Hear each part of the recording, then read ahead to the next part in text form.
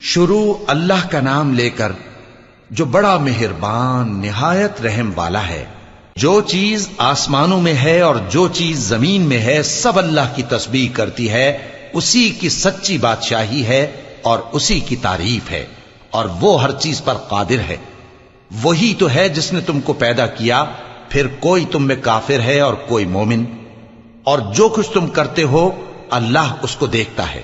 اسی نے آسمانوں اور زمین کو حکمت سے پیدا کیا، اور اسی نے تمہاری صورتیں بنائیں اور صورتیں بھی اچھی بنائیں، اور اسی کی طرف تمہیں لوٹ کر جانا ہے۔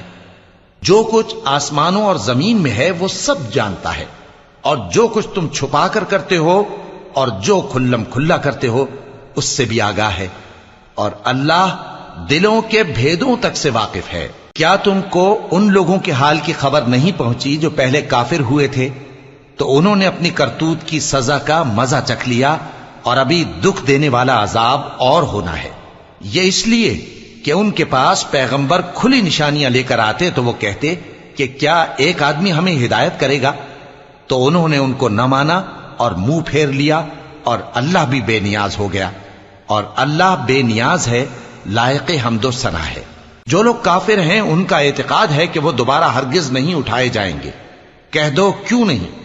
میرے پروردگار کی قسم تم ضرور اٹھائے جاؤ گے، پھر جو کام تم کرتے رہے ہو وہ تمہیں بتائے جائیں گے، اور یہ بات اللہ کو آسان ہے۔